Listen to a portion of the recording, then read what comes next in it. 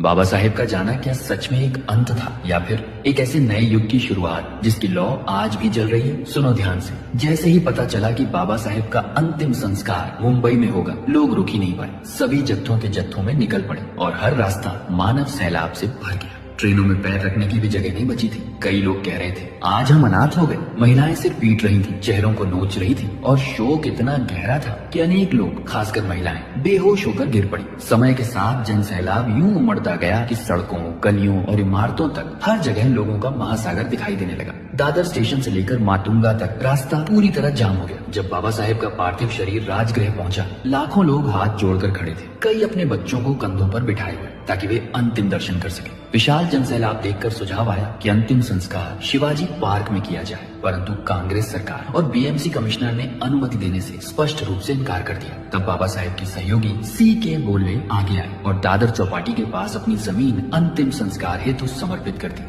और फिर दोपहर 1:30 पर बाबा साहेब का पार्थिव शरीर एक विशेष रूप से तैयार वाहन पर रखकर राजगृह से अंतिम यात्रा शुरू हुई, जो 5:24 पर दादर चौपाटी पहुंची। कई स्थानों पर मौन जनसागर अचानक गूंज उठा, बाबा साहेब की जय, बाबा साहेब अमर रहे। और इसी मौन सागर के बीच बाबा साहेब को चंदन की ऊंची विशाल चिता पर ऐसे रखा गया था कि जहां तक नजर जाए हर व्यक्ति अंतिम दर्शन कर सके। लेकिन अंतिम संस्कार शुरू होने से ठीक पहले दादा साहेब गायकवाड़ माइक पर आए और बोले, बाबा साहेब 16 दिसंबर को आपका हाथ पकड़कर आपको बुद्ध के धम्म की ओर ले जाने वाले थे, लेकिन आज उलटा हो गया। उनका शरीर चिता पर है, पर उनकी इच्छा हम यही पूरी करेंगे। जो लोग बौद्ध धम्म में अपनाना चाहते हाथ उठाए। क्षण भर का मौन टूटा और पूरा समुद्र हाथों से भर गया। भदंतानंद कौशल्यायन ने वहीं उसी क्षण लगभग 10 लाख लोगों को धम्म दीक्षा दी। शोक के बीच जन्म लेती एक नई क्रांति। शाम 7:35 पर अंतिम संस्कार की विधि शुरू हुई और जब यशवंत आम्बेडकर ने चिता को अग्नि दी, तब पहली लौ उठी और बाबा साहेब धीरे धीरे पंच तत्वों में विलीन होते चले गए। वह दृश्य इतना दर्दनाक था कि हवा तक एक भारी आह जैसी महसूस हो रही थी। अगली सुबह